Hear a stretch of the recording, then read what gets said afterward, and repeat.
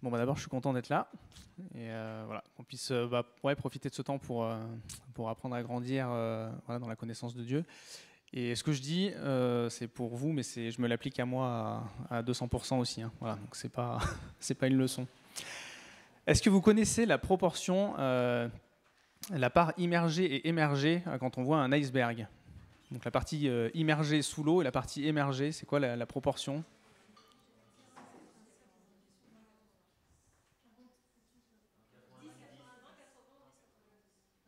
Ouais, 90 sous l'eau et 10 émergés. Énorme. Hein. Donc évidemment, c'est la partie émergée qu'on voit, hein, c'est celle qui est palpable, celle qui est visible, celle qui est reconnaissable. Le reste, la partie immergée, elle reste cachée à nos yeux. Et on ne sait pas dire forcément quelle forme ça a. Nos désirs ou nos motivations, ça peut prendre un peu cette forme aussi. Un beau service, une belle action visible, peut résulter de mauvaises motivations qui du coup vont prendre beaucoup de place. Et aux yeux de Dieu, ça prend beaucoup trop de place si ça prend la plus grande partie, même si c'est caché et que c'est pas visible. Et dans l'autre sens, de bonnes motivations bien ancrées, donc bien profondes et bien grosses, dans notre cœur, ça devrait aussi montrer des bons fruits visibles, mais visibles de quelle manière du coup? Donc, lors de vos deux dernières rencontres dans le sermon sur la montagne, Jésus que vous avez fait, hein, Jésus nous appelle à une justice qui dépasse celle des pharisiens, des spécialistes de la loi, une justice qui ne vient pas des œuvres, mais des cœurs transformés par la grâce divine. Bon, là, j'ai repompé les résumés d'avant. Cette justice doit être évidente dans nos attitudes, éviter la colère, éviter la convoitise, faire preuve de fidélité dans l'institution du mariage, être honnête dans nos paroles, aimer son prochain activement.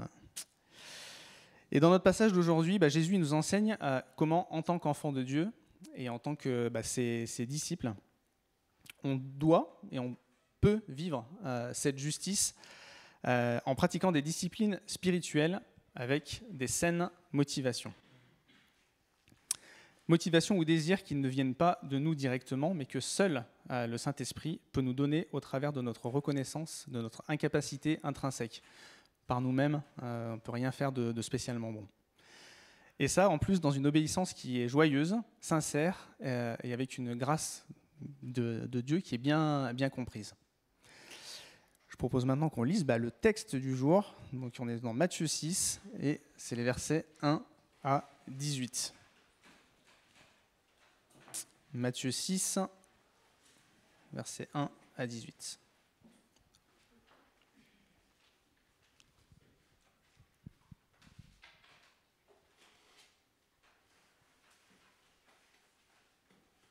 C'est parti. Gardez-vous bien de faire les dons devant les hommes pour qu'ils vous regardent. Sinon, vous n'aurez pas de récompense auprès de votre Père céleste. Donc, lorsque tu fais un don à quelqu'un, ne sonne pas de la trompette devant toi, comme le font les hypocrites dans les synagogues et dans les rues, afin de recevoir la gloire qui vient des hommes. Je vous le dis en vérité, ils ont leur récompense. Mais toi, quand tu fais un don, que ta main gauche ne sache pas ce que fait ta main droite, afin que ton don se fasse en secret. Et ton Père, qui voit dans le secret, te le rendra lui-même ouvertement. Lorsque tu pries, ne sois pas comme les hypocrites. Ils aiment prier debout dans les synagogues et au coin des rues pour être vus des hommes. Je vous le dis en vérité, ils ont leur récompense. Mais toi, quand tu pries, entre dans ta chambre, ferme ta porte et prie ton Père qui est là dans le lieu secret. Et ton Père, qui te voit dans le secret, te le rendra ouvertement. En priant, ne multipliez pas les paroles comme les membres des autres peuples. Ils s'imaginent en effet qu'à force de paroles, ils seront exaucés. Ne les imitez pas, car votre Père sait de quoi vous avez besoin avant que vous le lui demandiez. Voilà donc comment vous devez prier. Notre Père céleste, que la sainteté de ton nom soit respectée, que ton règne vienne, que ta volonté soit faite sur la terre comme au ciel. Donne-nous aujourd'hui notre pain quotidien. Pardonne-nous nos offenses, comme nous aussi nous pardonnons à ceux qui nous ont offensés.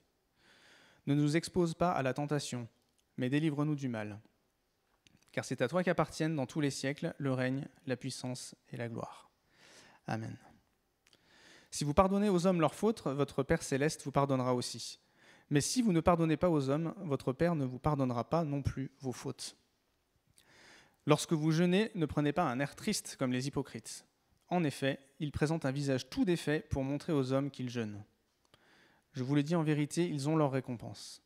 Mais toi, quand tu jeûnes, parfume ta tête et lave ton visage, afin de ne pas montrer que tu jeûnes aux hommes. Mais à ton Père qui est là, dans le lieu secret. Et ton Père qui te voit dans le secret te le rendra. Bon, sans surprise, on a trois parties, trois disciplines spirituelles. La première, c'est l'idée comment pratiquer la libéralité, c'est le gros mot pour ça, ou la générosité sincèrement. Alors donner de l'argent, c'est une pratique qui est encouragée par Jésus premièrement. Jésus, il n'a pas forcément de tabou avec l'argent. On sait qu'il en utilise pendant son ministère. On sait aussi que c'est Judas qui tient la bourse. Il nous enseigne de ne pas en avoir plus que besoin, pas non plus moins que besoin, juste ce qu'il nous faut.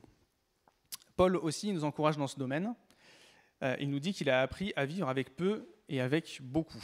Je lis juste dans un verset dans Philippiens 4, verset 12. Donc c'est Paul qui parle. « Je sais vivre dans l'humiliation, je sais vivre dans l'abondance. En tout et partout, j'ai appris à être rassasié et à avoir faim, à être dans l'abondance et à être dans la disette. » Alors ce soir, on n'est pas là pour parler spécifiquement de l'argent et de la manière de le gérer, mais l'argent, ça reste quand même un sujet qui peut prendre beaucoup de place dans notre vie, pour des choses bien ou pour des choses moins bien. C'est important aussi d'en parler. Et ici, du coup, Jésus, il nous décrit une mauvaise façon et une bonne façon de comprendre ses commandements, et notamment par rapport à la gestion de l'argent. Donc la loi demande de faire des dons, à Dieu premièrement, et aux gens dans le besoin. Mais quelle va être notre façon de donner? Alors nous, on n'est plus sous la loi, mais on a quand même des encouragements dans le Nouveau Testament à donner aussi. Alors déjà, est-ce que c'est une question de quantité? Dieu nous aimera-t-il plus si on donne beaucoup? Alors la réponse, il n'y a pas trop de suspense, la réponse est non.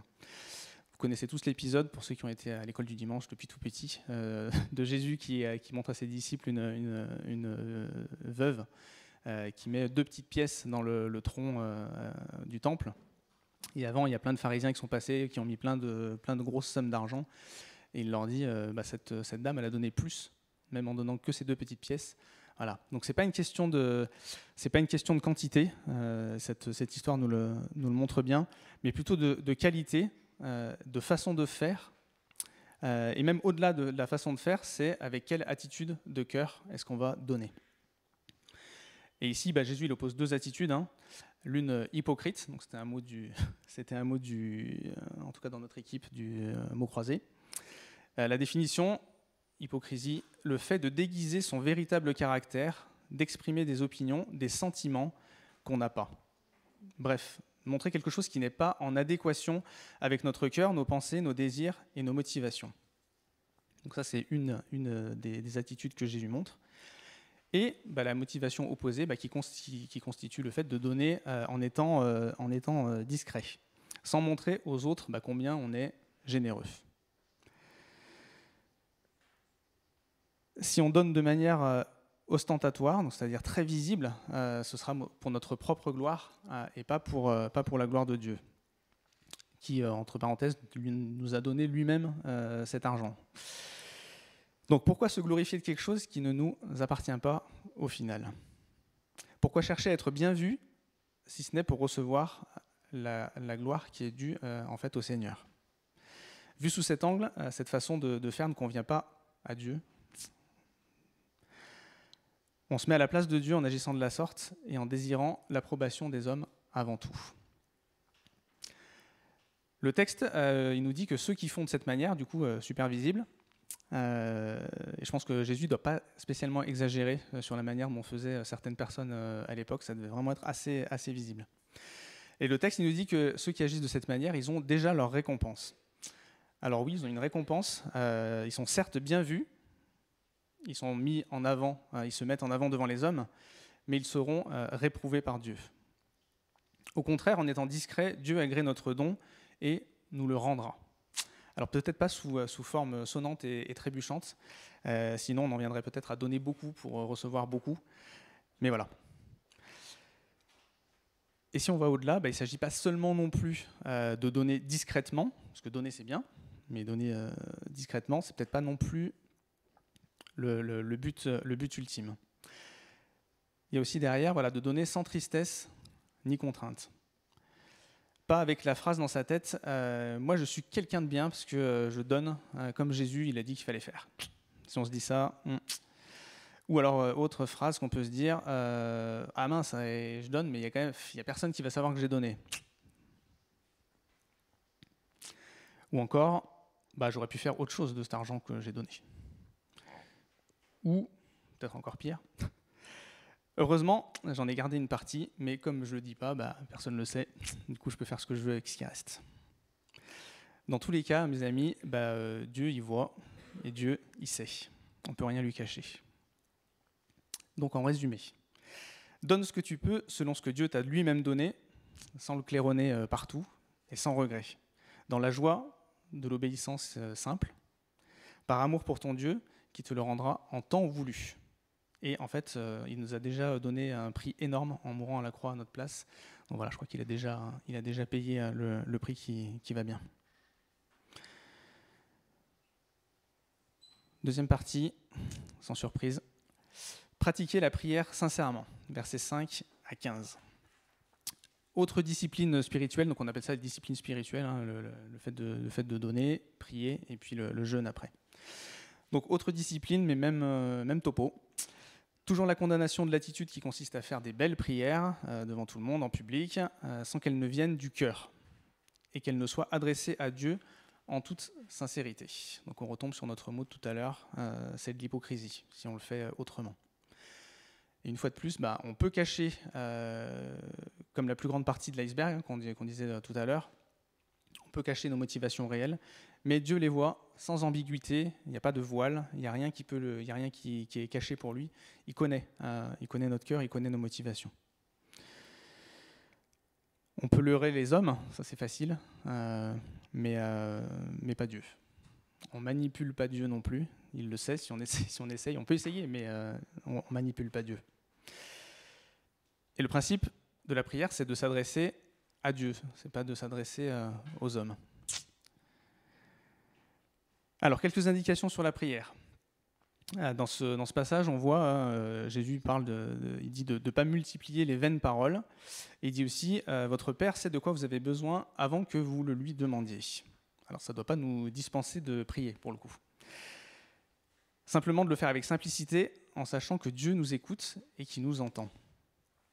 C'est bon de remettre au Seigneur des sujets de prière, intercéder pour quelqu'un, un ami, intercéder pour soi-même, c'est-à-dire demander des choses à Dieu pour notre vie, pour la vie des autres. Remercier Dieu, prier pour nos frères et sœurs qui sont persécutés un peu partout dans le monde. Prier pour nos familles, nos amis qui ne connaissent pas Dieu ou qui reconnaissent pas Dieu comme leur Seigneur et Sauveur.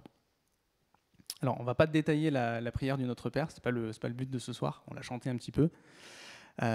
Mais on retiendra que nos prières, elles doivent être centrées sur Dieu et pas sur nous. Lui qui est souverain, lui qui règne sur la terre et dans le ciel, lui qui prend soin de nous, lui qui nous aide dans nos moments difficiles, dans nos épreuves, lui qui nous aide aussi à surmonter et à résister aux tentations, lui qui nous rend capables de pardonner à ceux qui nous font du mal ou qui nous ont fait du mal.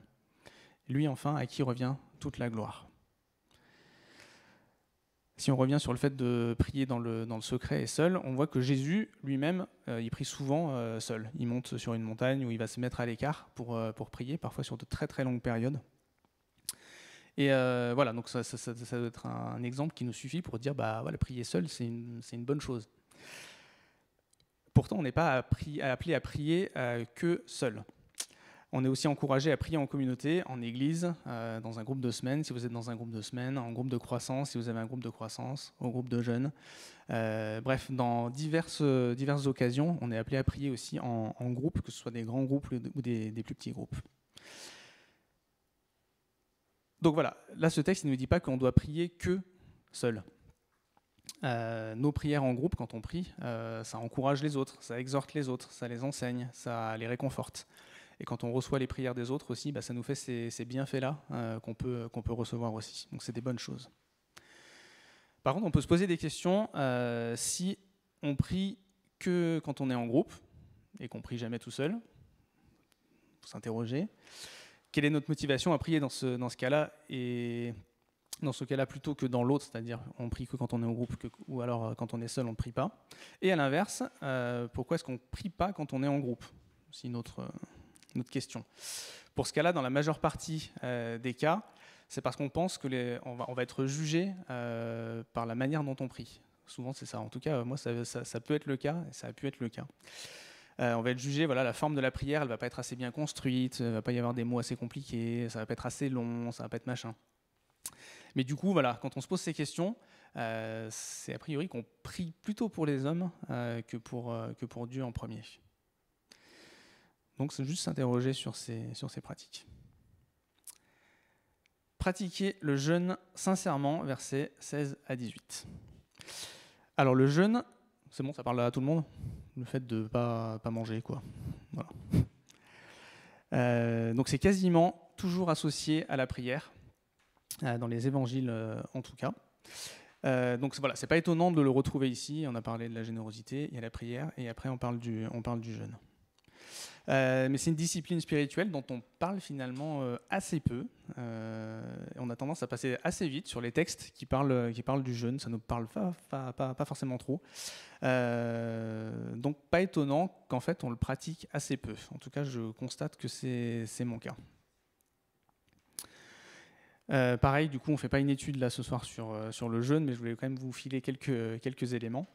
Alors, donc, il accompagne très souvent la prière, voilà, plutôt pour des intenses intercessions. Donc, voilà, quand on a vraiment des choses à demander à Dieu et qu'on veut vraiment mettre l'accent là-dessus, ça peut être accompagné d'un jeûne. La repentance, une adoration, une recherche de la direction que Dieu veut dans nos vies.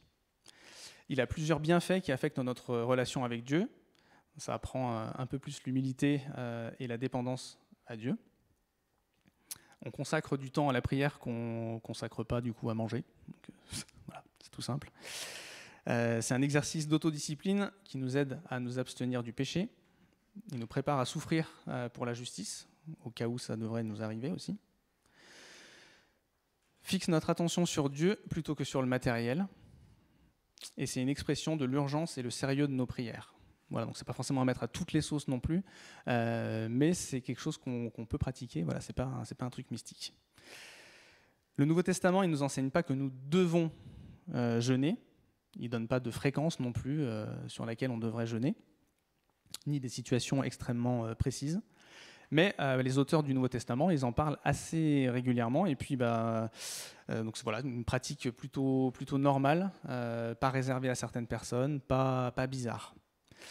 Et puis notre texte, il nous dit lui-même, là Jésus qui parle, il dit « lorsque vous jeûnez ». Donc ça a l'air d'être quelque chose qui se pratique de manière assez normale.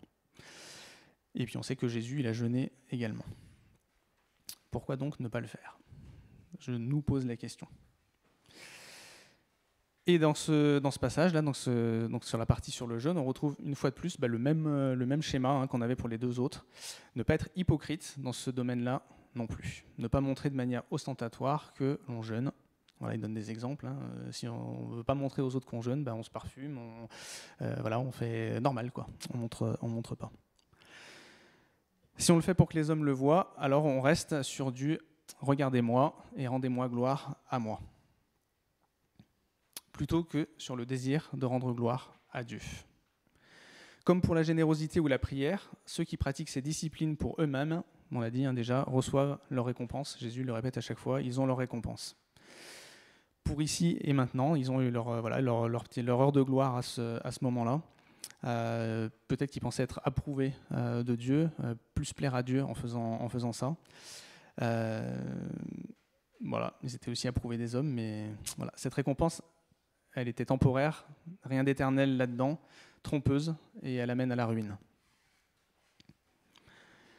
Alors au sujet de ces fameuses disciplines spirituelles qu'on a vues, la générosité, donc faire des dons, prière et jeûne, souvent quand on parle de discipline, on associe ça à un effort personnel ou une volonté propre, au fait qu'on va s'y mettre, on va en mettre un bon coup, et on l'oppose souvent, on peut l'opposer à la grâce. Et c'est vrai qu'on peut vite basculer dans le légalisme ou faire les choses un peu machinalement. même des bonnes choses. Voilà, on peut prendre la lecture de la parole, ça peut être mécanique le matin, je me lève, je lis ma Bible, je prie, mais il n'y a pas forcément quelque chose d'intime avec Dieu derrière. Donc voilà, on peut faire des choses comme ça machinalement avec voilà, tous les jours une petite routine, mais ne rien faire, voilà, avoir des disciplines c'est bien, ne rien faire et se dire bah moi je vais laisser la grâce faire, bah ça va pas fonctionner non plus. Voilà, on va pas se dire la grâce de Dieu va faire tout le boulot, moi j'ai rien du tout à faire. On doit s'engager en faisant des efforts, mais en comptant absolument sur la grâce de Dieu pour nous aider dans nos engagements pour lui et pour veiller à nos motivations profondes. On a souvent, enfin voilà, en tant que chrétien, on est souvent sur un fil, un peu comme si on était un funambule, avec je sais pas comment on appelle ça, le balancier. Voilà, on se dit, bah, il y a la grâce de Dieu d'un côté, et puis des choses que je dois faire moi. Et puis bah, on se rend bien compte que quand on bascule d'un côté, bah, forcément on va tomber. Si on bascule de l'autre côté, on risque de tomber aussi. Alors certains diront que bah, quand on bascule du côté de la grâce, on a moins de risque de tomber. Mais voilà, il y a quand même cette idée que bah, on a besoin d'un équilibre dans notre vie.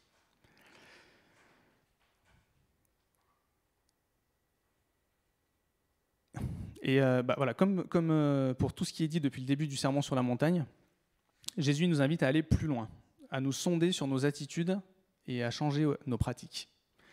Il a dit avant, hein, aimez vos ennemis. Voilà, regarder une femme qui n'est pas la sienne, c'est déjà commettre un adultère. Et ici, Jésus nous demande d'aller encore plus loin en réfléchissant sur nos motivations, sur des choses qui sont bonnes à la base. Hein. Voilà, donner, prier, jeûner, c'est des choses qui sont bonnes. Mais quelles sont nos véritables motivations? Dans quel esprit est-ce qu'on fait les choses? Le schéma qu'on a vu, bonne attitude, mauvaise attitude, il pourrait nous servir à examiner plein d'autres choses en fait. Donc là, Jésus il a pris 3 exemples, mais on pourrait imaginer d'appliquer ça à plein d'autres choses. Un service dans l'Église, est-ce qu'on le fait vraiment de bon gré pour plaire au Seigneur, sans arrière-pensée, ou est-ce qu'on le fait dans un mauvais esprit de service, c'est-à-dire soit on le fait pour soi, soit on peut le faire en râlant aussi, dans notre tête, soit pour être bien vu des autres, soit ça peut être les 3 en même temps. On peut le faire pour soi, râler, être bien vu. Voilà, pareil quand on exerce l'hospitalité, ou quand on enseigne, quand on joue de la musique, ici, le culte ou au groupe de jeunes, quand on témoigne à ses amis. En fait, dans tout ce qu'on fait, quelles sont nos vraies motivations derrière? Est-ce qu'on fait les choses pour nous? Est-ce qu'on fait les choses pour les autres? Est-ce qu'on fait les choses pour Dieu? Il y a un verset dans Colossiens 3, 23 qui nous dit « Tout ce que vous faites, faites-le de tout votre cœur, comme pour le Seigneur et non pour les hommes, sachant que vous recevrez du Seigneur l'héritage pour récompense. » Servez Christ, le Seigneur. Donc on a bien cette idée. Il y a même l'histoire de la récompense. Dans tout ce que nous pensons ou faisons, que ce soit avant tout pour Dieu. Que nos désirs se portent avant tout vers lui et pour lui. Quand on ne le fait pas, c'est qu'on cherche notre bonheur en d'autres choses, pas en Dieu, quoi. Et du coup, on cherche la satisfaction personnelle, l'accomplissement de règles qui nous donnent l'impression d'être des gens bien, des bons chrétiens, d'être acceptés ou plus aimés de Dieu. On se met en avant pour notre propre gloire. Bref, voilà, on cherche notre bonheur en nous-mêmes et on fait fausse route. Ou alors on cherche notre bonheur en quelqu'un d'autre. Ça peut être la famille, les amis, un futur conjoint. On peut chercher notre bonheur en quelque chose d'autre, mais on sera toujours déçu. Donc là, je suis un peu sorti du texte, mais ça me semblait important et intéressant aussi de parler de cette notion de chercher son bonheur en Dieu, parce qu'en fait, tout ce qui ne vient pas de Dieu et tout ce qu'on recherche qui est hors de lui, c'est comme si on cherchait notre bonheur en quelque chose qui est futile, qui est faux, et c'est dur. Mais par rapport à un conjoint, un futur conjoint, on peut se dire quand j'aurai un mari, quand j'aurai une femme, il va m'apporter tout le bonheur dont j'ai besoin. Et en fait, c'est faux. Alors, il peut apporter du bonheur, il peut apporter de la joie, mais c'est pas la principale source. Il faut qu'on reste fixé sur Dieu. Du coup, voilà, qu'on puisse vraiment se saisir des paroles de Jésus qui nous invitent à le mettre au centre de nos désirs et de nos motivations. Que nous puissions le servir en toute humilité, sans hypocrisie, sans nous comparer, avec un cœur rempli d'amour pour lui, désintéressé et plein d'une obéissance joyeuse. Qu'on puisse lui demander avec instance d'épurer notre foi, qu'il nous aide à devenir de plus en plus conformes à Jésus, qu'il nous donne un cœur sincère, fidèle, entier pour lui. Et que la proportion qui vient de lui, elle soit complète. Encore plus grande que cette fameuse partie de l'iceberg qui est immergée. Que nous, on puisse s'effacer complètement et qu'on ne voit que lui au travers de nous. Alors vous allez me dire, c'est beau Sylvain ça, mais dans la vraie vie, c'est un peu plus compliqué. Et vous avez raison, c'est pas facile. Et c'est impossible ici-bas. Il y a quelqu'un qui a dit, voilà, même nos plus belles actions, elles sont toujours entachées par le péché.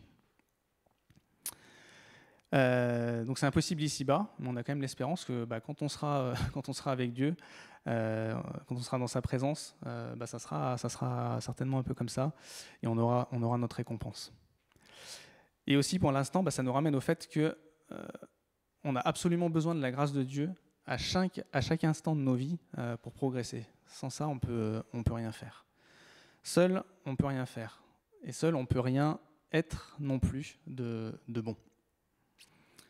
On a aussi besoin de son pardon lorsque nous chutons, parce que on chute et puis on va continuer à chuter.